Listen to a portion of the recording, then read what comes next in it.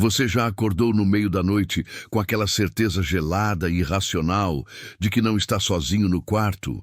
Não é barulho, não é vento, não é o ranger da madeira velha da casa. É a densidade do ar que mudou. É a sombra que por um instante pareceu ter peso. É o silêncio que de repente soa alto demais. A gente pisca, respira fundo, vira para o lado e tenta esquecer, convencendo-se de que foi apenas um resquício de pesadelo, a fadiga do dia nos pregando peças. Mas a dúvida fica, alojada bem atrás da nuca, roendo a certeza de que a realidade que você vê, que você toca, é a única realidade que existe. É um parasita mental. E ele cresce quando você começa a se perguntar o que acontece quando a única prova da sua existência, a imagem que o mundo lhe devolve, deixa de ser fiel? Este é o ponto de partida para mergulharmos em uma história que aconteceu sob o sol cruel da Paraíba em um ano de extrema necessidade, 1934. Um ano em que a seca não era apenas a ausência de chuva, era a ausência de esperança, era a morte lenta da terra, vestida de poeira e resignação. O sertão, naquela época, era um purgatório de céu aberto, onde a vida se apegava à caatinga espinhosa e à memória escassa de água. Nossa história se desenrola em uma pequena e esquecida comunidade, perto do que hoje seria o município de Monteiro, mas que naqueles tempos mal tinha nome formal nos mapas. Ali, o coração pulsante da vida era o açude do Sobrado. Você deve entender que, para quem vive no litoral, água é um dado. Para quem vive no sertão, água é um milagre, um Deus líquido que exige sacrifícios e orações constantes. O açude do Sobrado era fundo, construído com o suor de gerações, e mesmo na pior das estiagens, ele guardava uma reserva de lodo e salvação. Era para lá que a comunidade se dirigia diariamente, em longas procissões silenciosas, carregando latas e potes, buscando o líquido turvo que separava a sobrevivência da desolação. É vital que você grave esta imagem. O açude do Sobrado, não como um lago azul e convidativo, mas como uma ferida aberta na paisagem castigada. A água era marrom esverdeada, pesada de barro suspenso e musgo. Eram margens de lama rachada pelo calor que fazia tremer o ar. Quando o sol se punha, o lugar se tornava silencioso de um jeito opressor. O tipo de silêncio que parece esconder conversas secretas entre a terra e o céu. E foi nesse palco de escassez e fé que a primeira rachadura na realidade começou a se manifestar. Aconteceu, como sempre acontece com o bizarro, de maneira tão sutil que a primeira reação não foi o medo, mas a incredulidade e a autorrecriminação. O primeiro a notar, ou pelo menos o primeiro a ter coragem de falar sobre o que viu, foi um homem chamado Josias. Josias não era um visionário nem um bêbado, era um lavrador estoico, de rosto marcado pelo sol e de poucas palavras, conhecido por sua precisão e por jamais desperdiçar um passo ou uma gota de água. Josias desceu até a beira do açude, perto da hora morta do almoço, quando o calor estava no máximo e o açude parecia suspirar. Ele se ajoelhou na beira do lodo, com o pote de barro pronto para ser imerso. O ato de coletar água exige concentração, pois a superfície deve estar o mais calma possível para que se evite pegar o pior do sedimento. Ele olhou para o reflexo na água parada. Aqui, preste atenção nisso.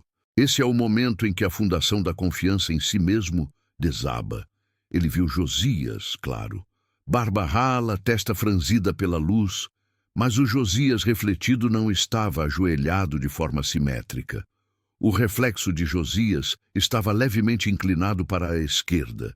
E o mais perturbador, enquanto Josias sentia a dor excruciante e familiar da sede no deserto da boca, seu reflexo no açude sorria.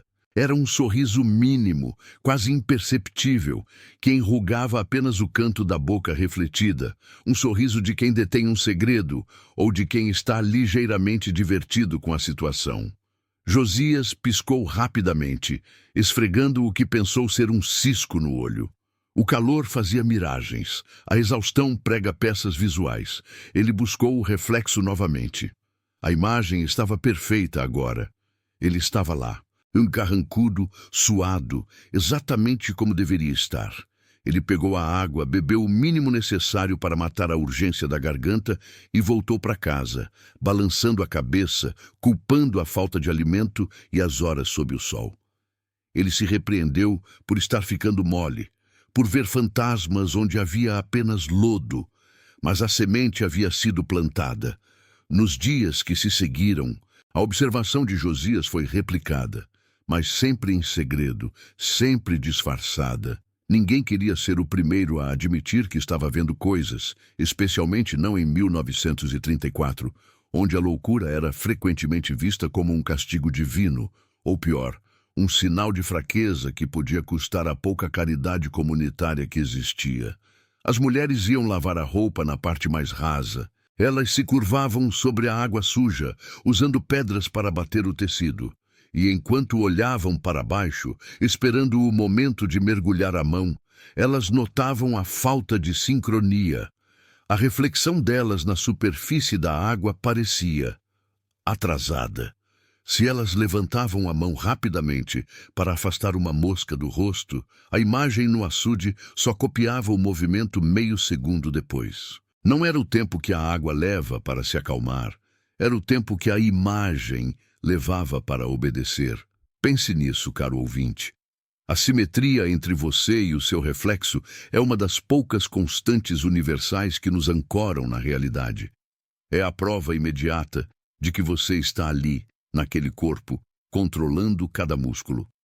Se essa sincronia se quebra, se o seu reflexo adquire uma autonomia de milissegundos, a sensação é de que um duplo silencioso, um impostor passivo, passou a coexistir com você. E essa anomalia não se limitava à desobediência temporal. Aos poucos, os relatos se tornaram mais específicos e, portanto, mais aterrorizantes. Maria, a parteira da vila, tinha ido buscar água ao anoitecer, aproveitando a brisa mais fresca. Ela estava exausta e chorava em silêncio pela filha doente que não conseguia curar. Enquanto ela chorava, olhando para o poço escuro da água, ela viu sua imagem refletida. A Maria refletida não estava chorando.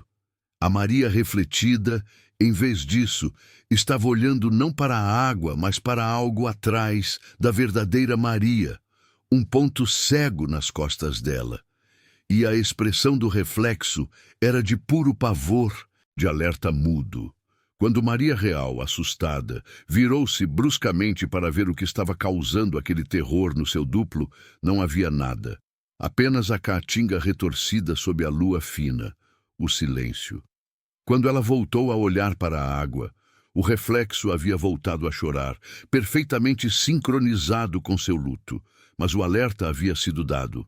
A imagem no açude, por um breve e terrível instante, tinha visto algo que a Maria de carne e osso não podia ver. A reflexão tinha a capacidade de agir como uma sentinela invertida, um aviso que vinha de dentro do espelho d'água.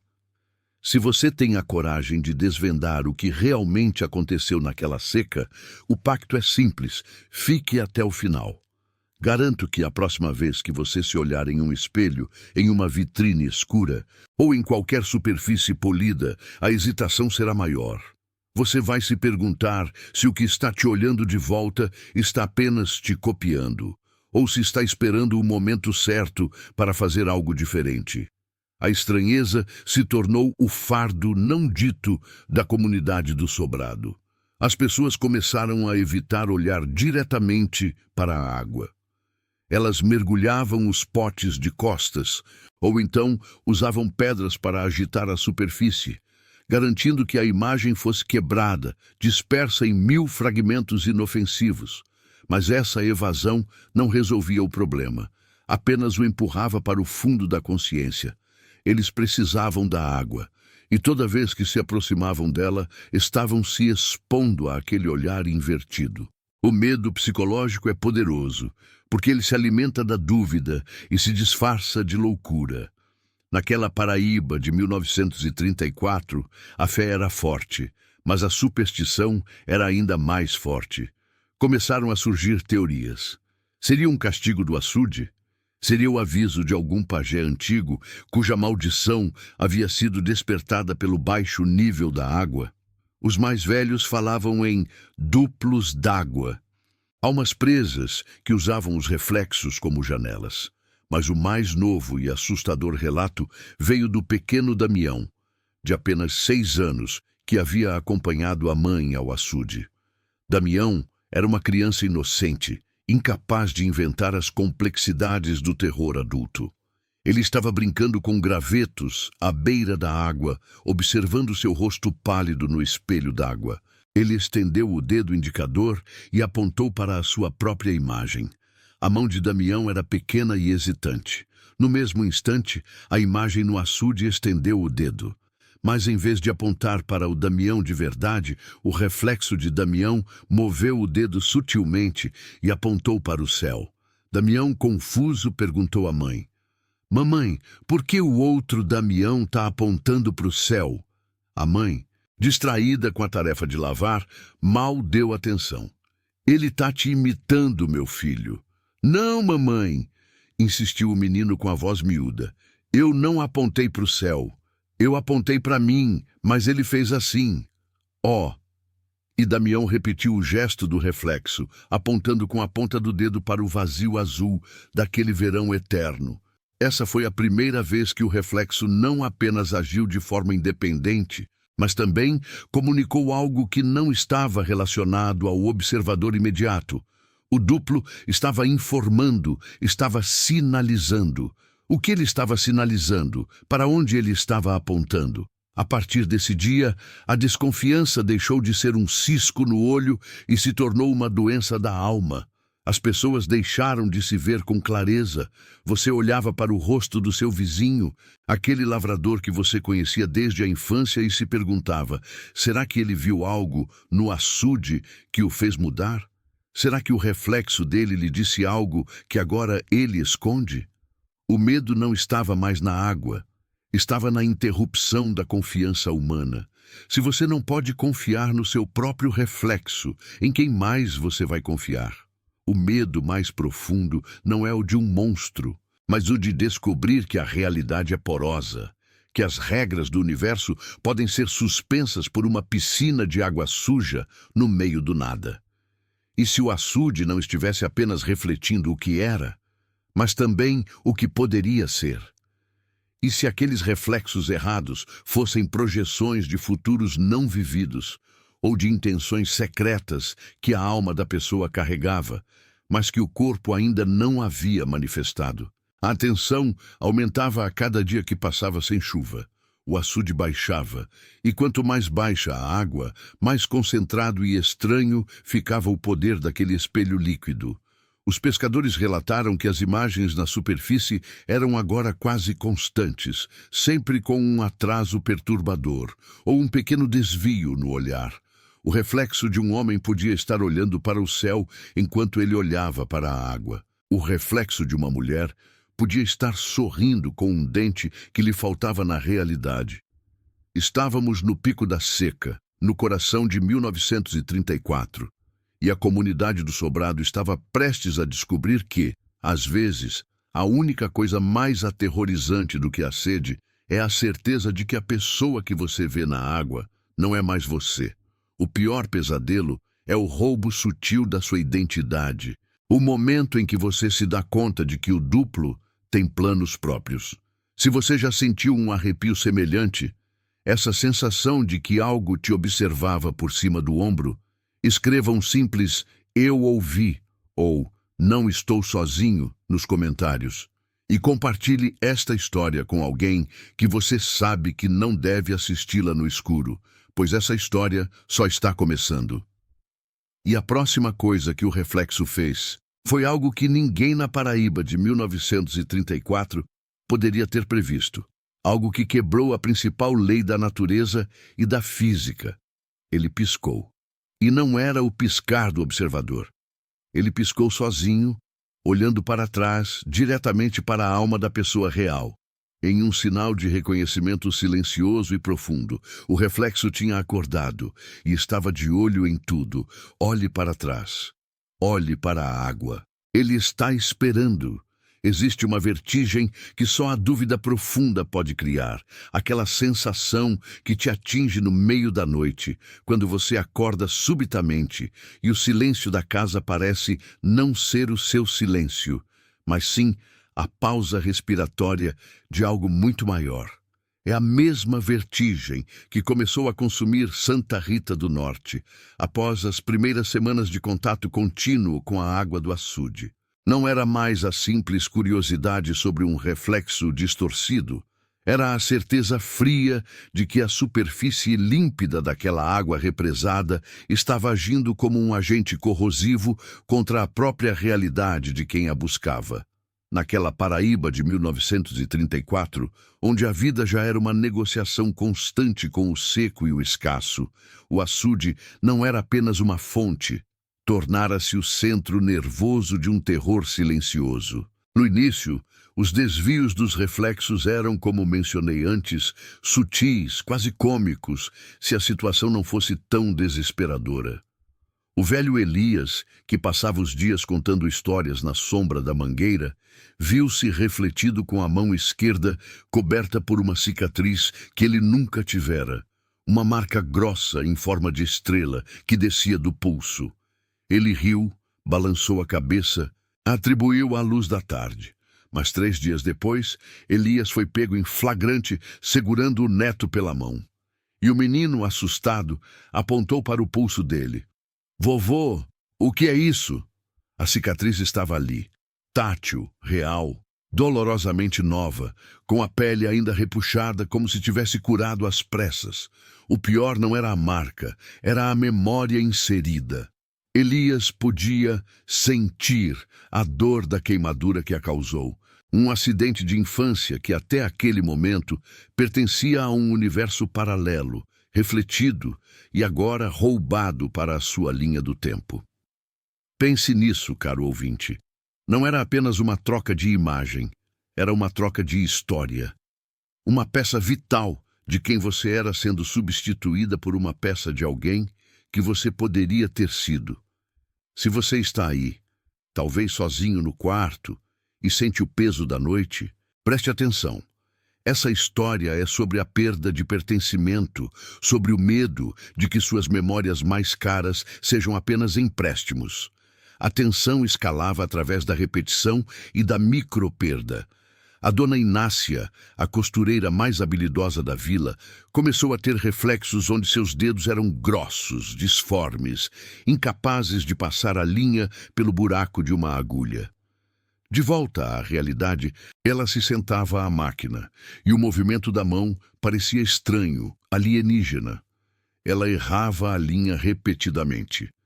Ela chorava, não pela falha, mas porque a coordenação fina que definia seu ofício, sua identidade, estava se esvaindo, como areia molhada.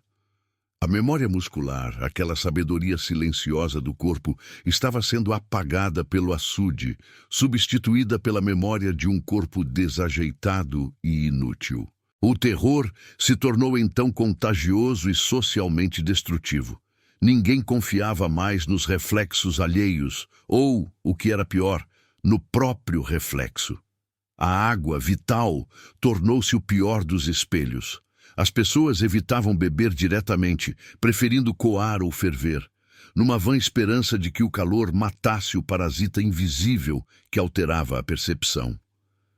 Mas a água não era a hospedeira. Ela era apenas o portal. O mal residia no reflexo, na interface entre o ser e sua imagem duplicada.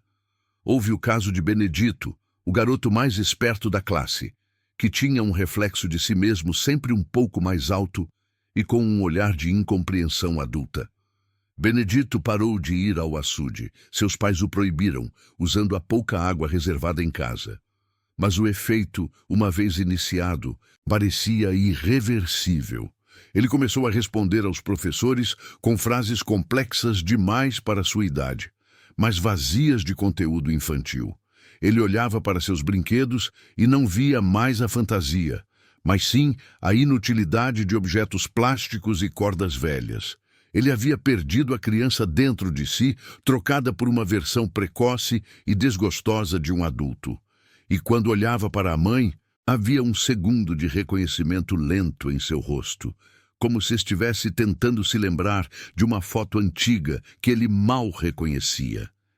Essa desconexão, esse breve lapso de esquecimento entre pais e filhos, foi o golpe mais cruel que a água lhes deu. Eu preciso que você entenda a profundidade desse pavor.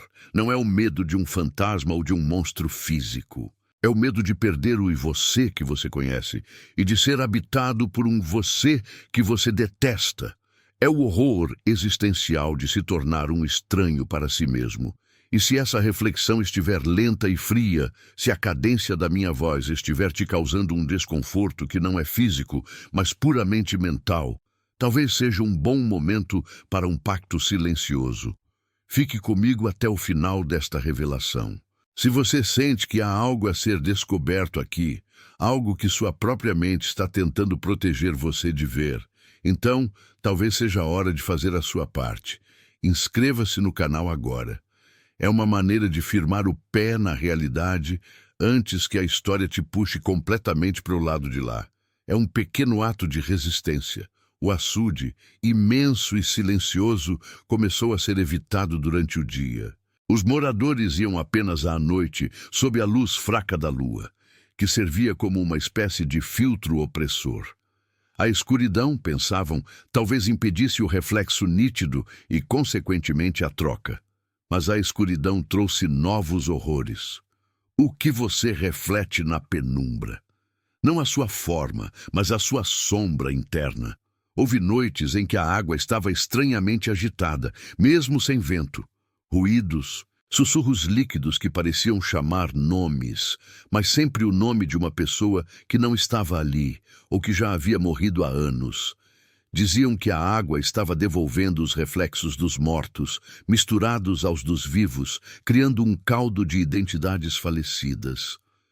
Imagine ir buscar água às 3 da manhã, com o cheiro da terra úmida e fria no ar. Você se abaixa com o balde, a água cobre o fundo. Você não se vê, mas você sente que algo se debruça. Você levanta o balde e o peso parece ser o de um corpo afogado, não de água. Você corre de volta para casa, ferve a água até quase evaporar. E o vapor que sobe não tem cheiro de água limpa. Tem cheiro de ferrugem e de terra remexida. O medo criou rituais absurdos. As mulheres passaram a amarrar panos sujos ou toalhas velhas nos baldes, para que o recipiente tocasse a água primeiro e a imagem fosse quebrada antes de se formar completamente. Mas o açude parecia aprender com a resistência. Começou a devolver reflexos não na superfície, mas nas laterais metálicas dos baldes, nas gotas d'água que escorriam, ou pior, nos olhos dos vizinhos que esperavam na fila. A essa altura, as pessoas já não se cumprimentavam mais olhando diretamente. Um olhar direto era perigoso, porque a pupila de quem voltava do açude parecia conter uma miniatura daquele espelho líquido e distorcido. A loucura não era mais individual, era coletiva. O padre, que inicialmente tentou acalmar os ânimos com sermões sobre a fé e a providência divina, viu seu reflexo devolvido como o de um homem jovem, sem batina, com um sorriso cínico e os dedos manchados de tinta. Um artista, um boêmio. O padre, um homem de fé inabalável, começou a ter pesadelos com telas e cavaletes. Ele começou a desenhar figuras grotescas nas margens dos seus breviários. O reflexo tentava seduzi-lo com uma vida de liberdade, mas ao mesmo tempo roubava a certeza de sua vocação. Ele não conseguiu manter a calma. E em uma manhã de domingo, durante a missa, ele parou no meio da pregação, olhou para os fiéis e disse com a voz embargada: Eu não sei quem sou eu. Eu sou o reflexo de um erro. Rezem pelo homem que eu deveria ser. Santa Rita do Norte estava apodrecendo de dentro para fora. Os casamentos desmoronavam porque os maridos olhavam para as esposas e viam a sombra da mulher que lhes fora refletida no açude. Uma versão mais atraente, ou mais submissa, ou simplesmente outra. E essa sombra se tornava mais real do que a mulher de carne e osso que cozinhava e lavava para eles. A escassez de identidade superou a escassez de água. As crianças, as mais vulneráveis à rápida absorção de novas memórias, começaram a brincar de um jogo mórbido. Elas iam ao açude em pequenos grupos, escondidas, e tentavam ver quem conseguia se ver refletido de forma mais diferente. Aquele que voltava para casa com um reflexo mais bizarro era o vencedor. O prêmio era a dúvida. Uma menina, Maria de Luz, voltou para casa dizendo que havia visto seu reflexo rindo de forma estrondosa. Maria de Luz nunca havia rido em voz alta. Ela era conhecida pela sua seriedade quase monástica. Naquela noite, ela riu, um som seco e assustador, sem alegria. Sua mãe correu para abraçá-la, mas o abraço parecia apertar um corpo oco. A risada de Maria de Luz não era dela. Era um eco roubado, uma reação imprópria para um evento invisível. O grande terror não era o que o açude pegava, mas o que ele deixava em troca. O que ele deixava era a prova de que você não era único, que sua essência era intercambiável. E pior, ele oferecia uma vida alternativa que sempre parecia, para o reflexo, superior à sua. O açude não queria apenas a sua imagem. Ele queria o seu lugar no mundo. Ninguém mais dormia profundamente. A população vivia em um estado de vigília constante, com medo de que, ao fechar os olhos, a versão refletida tivesse a chance de cruzar totalmente a barreira, encontrando um corpo relaxado e desprotegido para habitar. Você já teve a sensação de acordar, piscar e por um segundo o seu quarto parece estranho? As cores estão erradas, a luz entra por um ângulo diferente e a pessoa ao seu lado, ou a ausência dela, parece ser a prova de que você dormiu no lugar errado ou que a pessoa errada acordou no seu lugar. Multiplique isso pelo desespero da seca.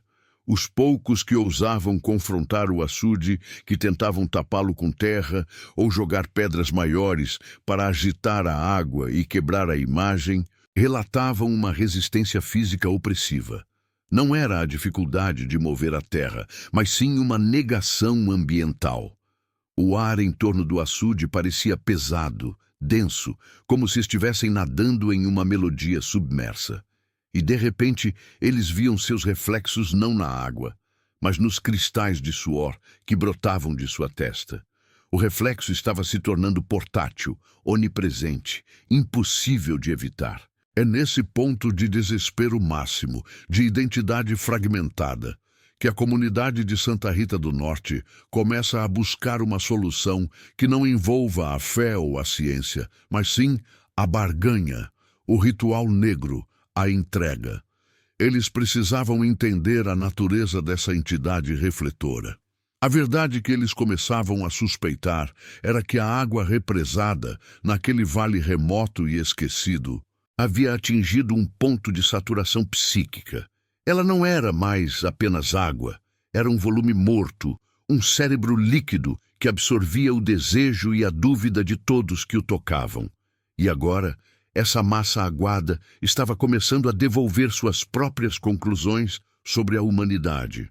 Se você chegou até aqui, se você ouviu toda essa narrativa sobre o açude que se tornou um ladrão de almas, é porque a dúvida já te tocou.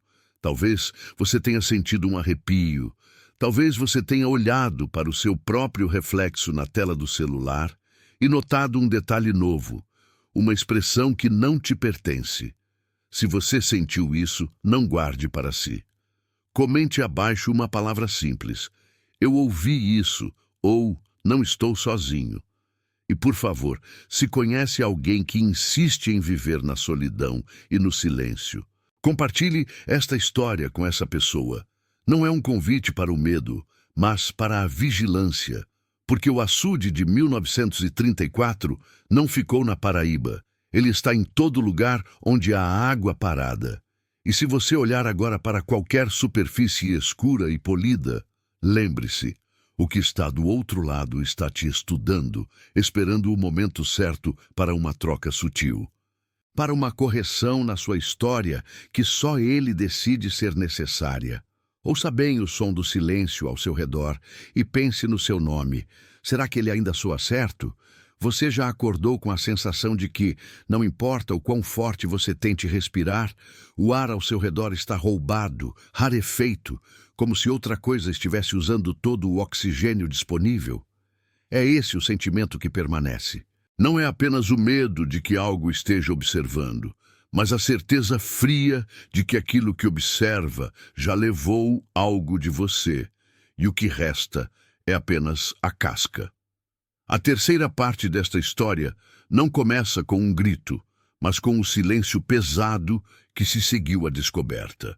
Depois que os homens testemunharam a distorção final, não apenas um atraso, não apenas uma mentira, mas a imagem do capataz, João, refletida na água com a barba raspada, usando um chapéu que ele havia perdido 20 anos antes, sorrindo com a frieza de quem sabe um segredo proibido, o açude deixou de ser um projeto de esperança e se tornou um túmulo de identidade. Ninguém mais se aproximava do espelho d'água sob a luz do dia. A precaução tinha se tornado pavor instintivo. Se as primeiras reflexões eram apenas sugestões de um erro sutil, as últimas eram declarações de guerra.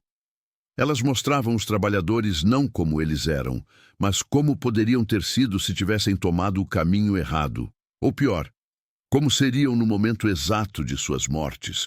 Ou ainda, o que era mais perturbador, elas mostravam a pessoa que estava ao lado deles, mas com os olhos deles. Uma troca de alma, feita silenciosamente na superfície da água parada. O problema é que o açude, mesmo inacabado, era vital. O corpo hídrico precisava ser liberado. As chuvas, que haviam chegado de forma intermitente, estavam começando a se acumular.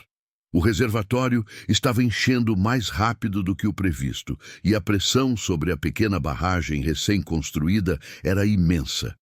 Os engenheiros, vindos de Recife, pressionavam por uma liberação controlada, uma inauguração simbólica que pusesse fim àquela fase de seca e sofrimento.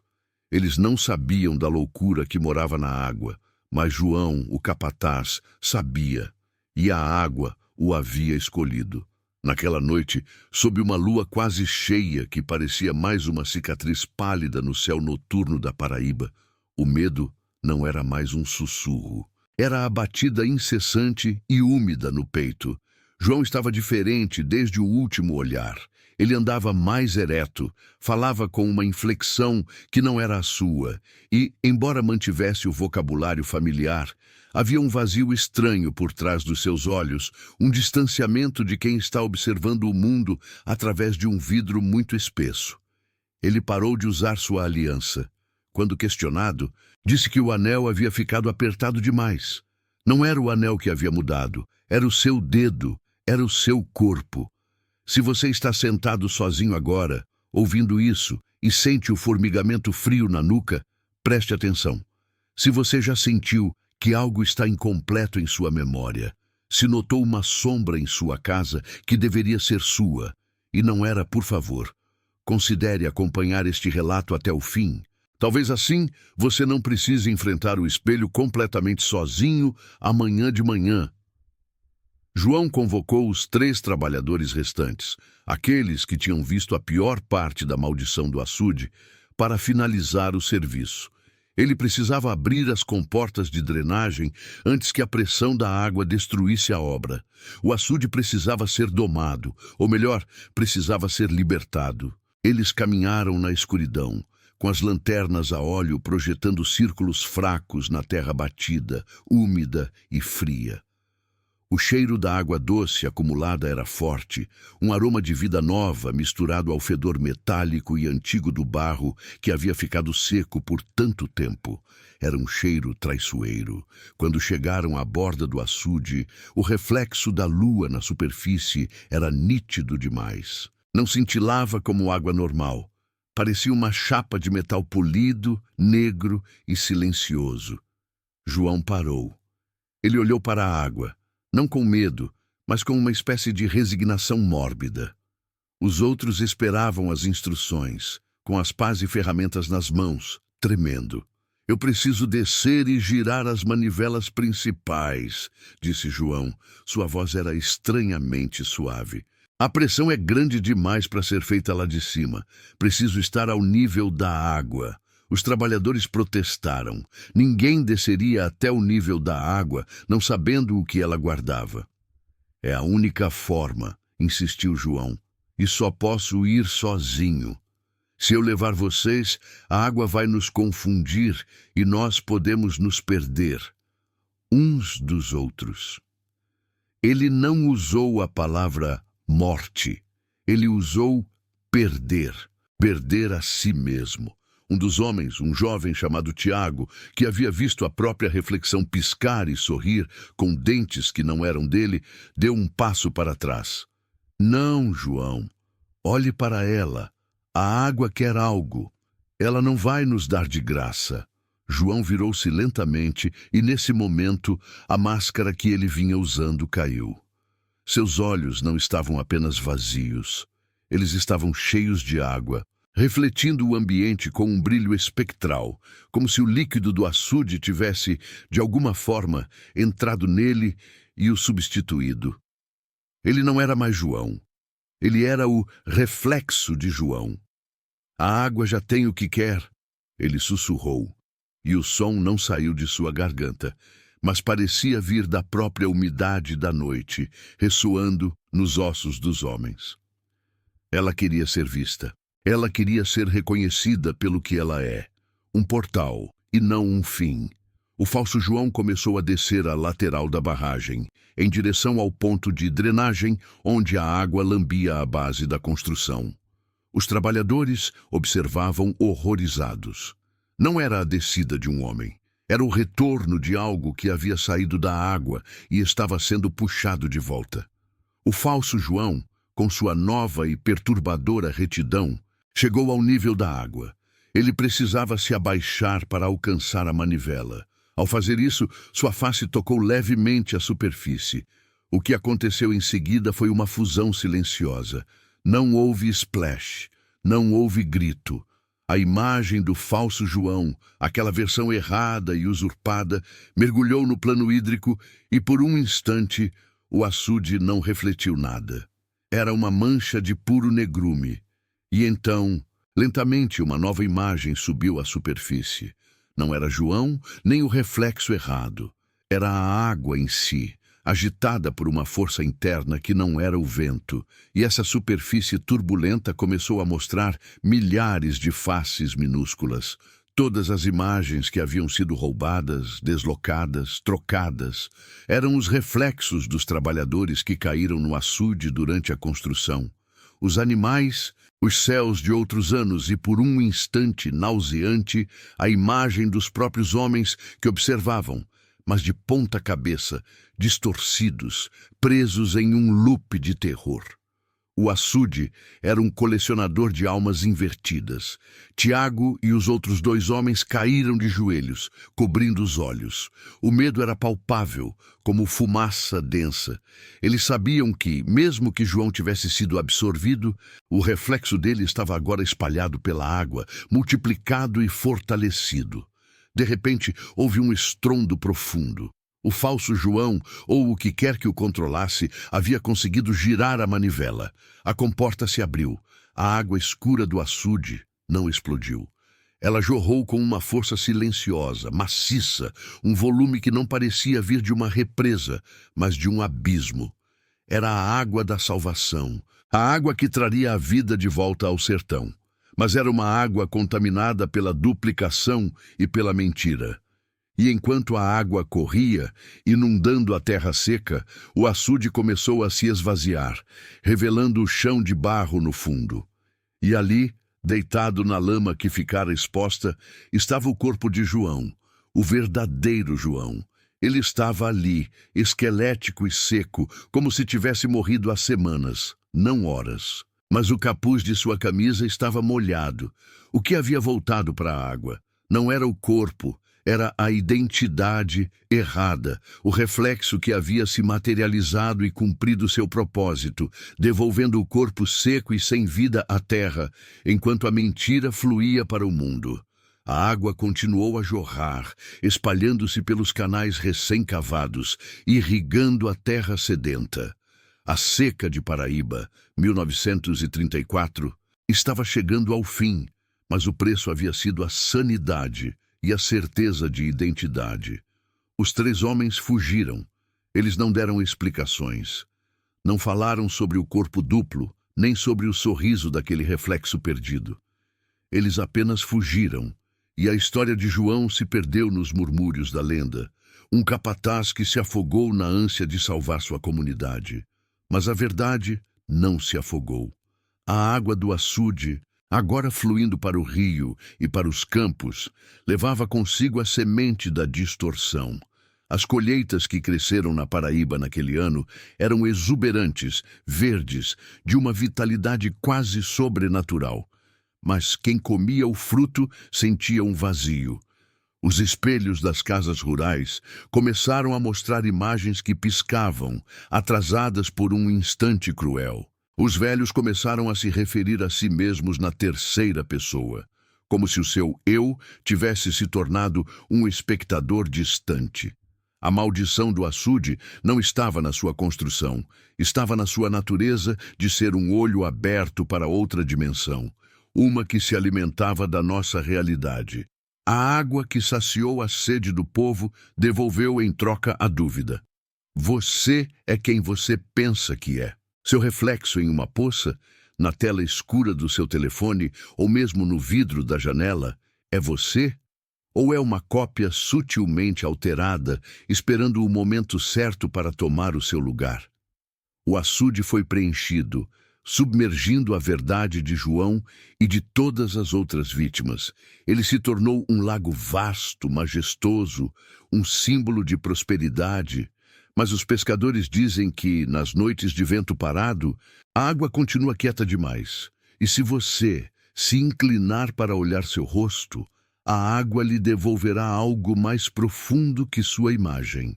Você verá seu próprio rosto, sim, mas talvez ele esteja usando uma roupa que você nunca comprou. Talvez ele tenha uma cicatriz que você nunca teve.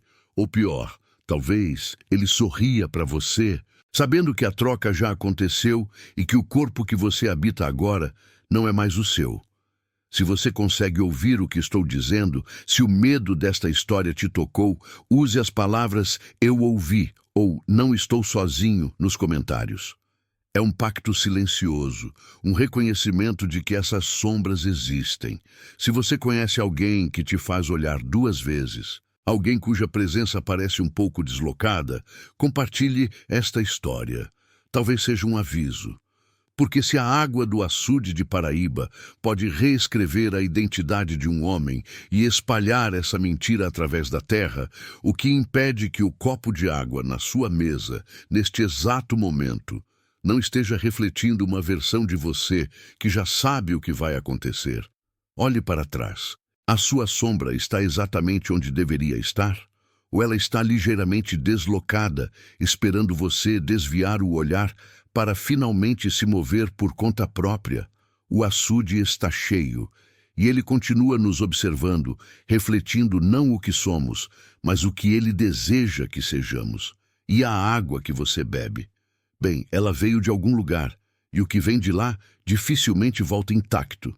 Quando você se levantar e for ao banheiro escuro para lavar o rosto, lembre-se, não há reflexo mais seguro do que o vazio. Se você se sentir forçado a olhar, apenas feche os olhos, porque a pessoa que te espera na superfície da água pode não ser você. e ela já está sorrindo.